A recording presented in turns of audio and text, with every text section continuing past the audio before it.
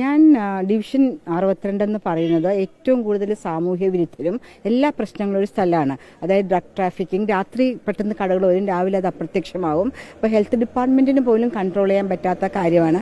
എപ്പോഴും കൗൺസിൽ പറയും. ഞാൻ തന്നെ ഇവിടുത്തെ പ്രദേശവാസികളായിട്ട് ചേർന്ന് റാൻഡം ചെക്കിംഗ് നടത്താറുണ്ട്. അങ്ങനെ ഭാരതീയ വിചാര കേന്ദ്രത്തിൻ്റെ പരിപാടി കഴിഞ്ഞ് ഒരു 5:45 ഗേൾസ്, ഞാൻ അവിടെ ഇറങ്ങണമെന്ന് വിചാരിച്ച ആളല്ല. അവിടെ എത്തിയപ്പോൾ ഞാൻ വിചാരിച്ചു അവിടെ ഇറങ്ങി ഒന്ന് നടക്കാം. അപ്പോൾ 1-2 പേര് ഞാൻ വിളിച്ചു. ഞങ്ങൾക്ക് ഒരു സഭയുണ്ട്.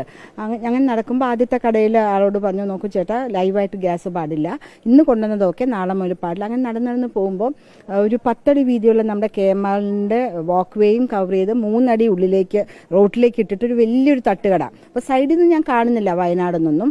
അപ്പോൾ ഞാൻ അവിടെ ചെന്നിട്ട് പറഞ്ഞു, നോക്കൂ, ഇങ്ങനെ നിങ്ങൾക്ക് ലൈസൻസ് ഉണ്ടോ എന്ന് ചോദിച്ചു. അപ്പോൾ അവർ പറഞ്ഞു, ഞങ്ങൾ DYFIക്കാരാണ്, കേരളം ഭരിക്കുന്ന പാർട്ടിയുടെ ആൾക്കാരാണ്, ഞങ്ങൾക്ക് ഒരു ലൈസൻസും ഒന്നിനും ആവശ്യമില്ല, ഇഷ്ടമുള്ളത് ഞങ്ങൾ ചെയ്യും എന്ന് പറഞ്ഞു. നമ്മൾ അത് പറഞ്ഞാൽ പറ്റില്ല. അപ്പോഴാണ് ഞാൻ നോക്കുമ്പോൾ ഇങ്ങനെ വയനാട്ടിലേക്കുള്ള തട്ടുകട എന്നൊക്കെ ചെയ്തേക്കുന്നത്. ഞാൻ പറഞ്ഞു, ഇത് സ്പെസിഫിക് ആയിട്ട് ലൈസൻസ് വേണ്ട ഒരു കാര്യമാണ്. ആർക്കും എവിടെയും കൊണ്ടുവന്ന് വെച്ച് ഭക്ഷ്യവസ്തുക്കൾ വിൽക്കാൻ പാടില്ല. ഇത് ഓപ്പൺ ആയിട്ട് കിടക്കുകയാണ്. ഇതിന് ലൈസൻസ് ഇല്ലാണ്ട് എനിക്ക് അനുവദിക്കാൻ പറ്റില്ല. കാരണം ഹൈക്കോടതിയുടെ ഡയറക്റ്റീവ് ഉണ്ട്, ഹൈക്കോടതി മുതൽ സൗത്ത് റെയിൽവേ സ്റ്റേഷൻ വരെ വെൻഡിങ് പാടില്ല എന്ന്. അപ്പോൾ പ്രത്യേകിച്ചും നിങ്ങൾ എളുപ്പമാണ്. എറണാകുളം ഭരിക്കുന്നതും കൊച്ചി കോർപ്പറേഷൻ ഭരിക്കുന്നതും നിങ്ങൾ തന്നെയാണ്. അപ്പോൾ വളരെ സിമ്പിളാണ് നിങ്ങൾക്ക് to get a licence. May will just sign on the dotted lines and health standing committee chairman also, health inspector also. അപ്പം നിങ്ങൾ നിയമം ലംഘിക്കുന്നത് നിങ്ങൾക്ക് എന്താ അത്ര നിർബന്ധം, പ്രത്യേകിച്ചും ഹെൽത്തിൻ്റെ കാര്യമായതുകൊണ്ട്. അപ്പോൾ ഞാൻ പോലീസിനെ അലേർട്ട് ചെയ്തു. പോലീസുകാർ വന്ന് സംസാരിച്ചപ്പോൾ അപ്പോഴേക്കും അവരും കുറേ പേരെ അലേർട്ട് ചെയ്തു. കുറേ പേര് വന്നു. അവർ പോലീസുകാരോട് പറഞ്ഞു, ഈ സ്ത്രീ ഇത്രയൊക്കെ പറഞ്ഞ സ്ഥിതിക്ക് ഞങ്ങൾക്ക് ഇവിടെ മാത്രമേ ചെയ്യാൻ വിചാരിച്ചെന്നുള്ളൂ, ഇനി കേരളം മുഴുവനും നിയമലംഘനം നടത്തും. 25 വീട് വയനാട്ടിലേക്ക് വച്ചു കൊടുക്കാമെന്നാക്കിയിട്ടുണ്ടെങ്കിൽ ഞങ്ങൾ വച്ചു കൊടുക്കും. അതേ അല്ല പ്രശ്നം. ലൈസൻസ് എടുത്ത ആഹാരത്തിൻ്റെ, വേറെ ഒന്നുമല്ല, വസ്ത്രങ്ങളൊന്നുമല്ല ചെയ്യുന്നതാണ് പ്രശ്നം. വേറെ ഒന്നും ഒരു പ്രശ്നമില്ല. അപ്പോൾ സംഘിണി, ചാണകം തീനി എന്നൊക്കെ പറഞ്ഞ് ഭയങ്കരമായിട്ട് അവർ ഇൻസൾട്ട് ചെയ്തു. But I just kept my cool. അപ്പോൾ ഒരാൾ എൻ്റെ അടുത്ത് നിൽക്കുന്നുണ്ട്, കുറേ പേര് വന്ന് നിൽക്കുന്ന ഒരാളുണ്ട്.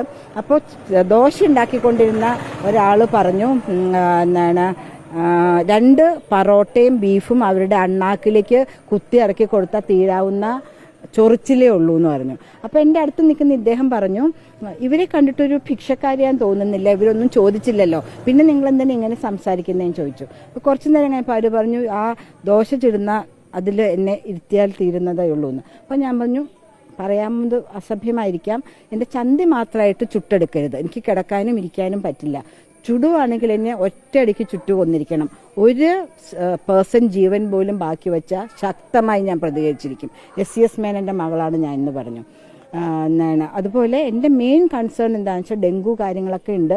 അപ്പോൾ ഇങ്ങനെ തുറന്നിട്ട് അപ്പോൾ ഇത് എവിടെ എക്സ്പോസ് ചെയ്യുക, അതൊക്കെ ഞങ്ങൾ എക്സ്പോസ് ചെയ്തിരിക്കും, നിങ്ങളതൊന്നും അന്വേഷിക്കേണ്ട കാര്യമില്ല എന്ന് പറഞ്ഞാൽ അവർ ഭയങ്കരമായിട്ട് വയലൻ്റായി.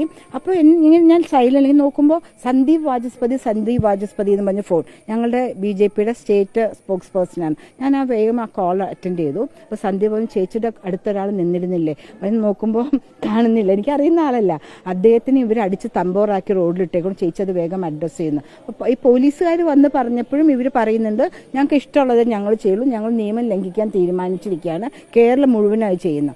ഞാൻ പറഞ്ഞു, നിങ്ങൾ മേയർ മുതൽ എല്ലാ സ്ഥലത്തും ചെയ്തോളൂ, പക്ഷേ എൻ്റെ ഡിവിഷനിൽ ലൈസൻസ് ഇല്ലാണ്ട് ഞാൻ സമ്മതിക്കില്ല എന്ന് പറഞ്ഞു. ബക്കറ്റ് വീടിന് ഇപ്പോൾ വലിയ സ്കോപ്പില്ലല്ലോ. അപ്പോൾ തുടങ്ങിയിരിക്കുക. ഞാൻ പറഞ്ഞു, 4 മണി വരെ നിങ്ങളെപ്പോൾ 4 മണിയിൽ നിൽക്കും, ഒരു പ്രശ്നമില്ല, ഞാനൊരു ജേർണലിസ്റ്റ് ആയിരുന്നു, 4 മണി 5 മണി ഞാൻ ഇവിടെ ഇരിക്കും, എത്ര രൂപ ഈ കുടുക്കയിൽ വീണുവെന്ന് എണ്ണി നിങ്ങൾ തിട്ടപ്പെടുത്തിയിട്ടേ ഞാൻ പോകുള്ളൂ, ഒരു പ്രശ്നവുമില്ല, ഞാനും ദോശ കഴിച്ചോളാം, ഞാനും അതിൻ്റെ പൈസ ഇട്ടോളാം, പക്ഷേ എത്ര രൂപ ഈ കുടുക്കയിൽ വീണുവെന്ന് എനിക്കറിയണമെന്ന് പറഞ്ഞു. അപ്പോൾ സന്ദീപ് വേഗം ഞാൻ പോലീസുകാരൻ്റെ അടുത്ത് കൊണ്ടു കൊടുത്തു ഫോൺ. അപ്പോൾ പോലീസുകാർ എന്തോ പറഞ്ഞു, അങ്ങേർക്ക് കംപ്ലയിൻ്റ് ഒന്നുമില്ല, അങ്ങേര് പോവാണെന്ന് പറഞ്ഞു. അപ്പോൾ സന്ദീപ് പിന്നെ എന്നെ വിളിച്ചിരുന്നു, ചേച്ചി ഇതൊരു DYFIക്കായിട്ടുള്ള ഇഷ്യൂ അല്ല, ഒരു ജീവൻ്റെ പ്രശ്നം, അയാൾ അവിടെ കിടക്കുകയാണ്, ചേച്ചി ഒന്ന് ചെല്ലുമെന്ന് പറഞ്ഞു. വേഗം ഒരു ഓട്ടോറിക്ഷ വിളിച്ച് ഞാൻ ചെന്നപ്പോൾ അങ്ങേര് വേച്ച് റെയിൽവേ സ്റ്റേഷൻ്റെ ഉള്ളിലേക്ക് കയറി പോകുന്നു. അദ്ദേഹത്തിൻ്റെ ഇവിടെ വലിയൊരു ബൾജ്, ഷർട്ട് പുരപ്പ് ഇവിടെ മുഴുവൻ ഇടിച്ച് തമ്പോറാക്കിയേക്കണു. അപ്പോൾ അദ്ദേഹം റെയിൽവേ സ്റ്റേഷനിലേക്ക് പോകുന്നൊരു ഗവൺമെൻറ് സെർവൻ്റാണ്, ഇവിടെ എങ്ങും താമസിക്കുന്ന ആളല്ല. അദ്ദേഹം പോകുമ്പോൾ ഇതാക്കിയിട്ട് അദ്ദേഹത്തിനെ ഫോളോ ചെയ്ത് പോയി ഒരു ബൈലൈനിലേക്ക് വലിച്ചിട്ടിട്ട് അദ്ദേഹത്തിന്റെ നെഞ്ചി കയറിയിരുന്ന് ഇടിച്ച് തമ്പോറാക്കിയത്. അതായത് ജീവൻ രക്ഷാ പ്രവർത്തനം. പരാതിയുടെ ഉള്ളടക്കം മെയിനായിട്ട് ലൈസൻസ് ഇല്ലാണ്ട് തട്ടുകട നടത്തി. ഇന്ന് ഞാൻ ഉച്ചയ്ക്ക് അവിടെ ചെന്നപ്പോൾ ഇവരെല്ലാം കളയുന്നു പറഞ്ഞല്ലോ, 3 കൂട് ചവറ് വേസ്റ്റ് വെച്ചിട്ടുണ്ട്, അന്ന് അടച്ചിട്ട് പോലുമില്ല. അത് മുഴുവൻ വലിച്ചിങ്ങനെ ചിക്കി പറിച്ചിട്ടിട്ടുണ്ട്. അത് ഞാൻ ഹെൽത്ത് ഇൻസ്പെക്ടറെ കൊണ്ട് കാണിച്ചു. അങ്ങനെയൊന്നും ചെയ്യാൻ പാടില്ലല്ലോ, പ്രത്യേകിച്ച് നിയമം അനുസരിക്കേണ്ടത് അവരാണല്ലോ. തട്ടുകട നടത്തിക്കോട്ടെ, പക്ഷെ അതിൻ്റെ നിയമങ്ങൾ അനുസരിച്ച്.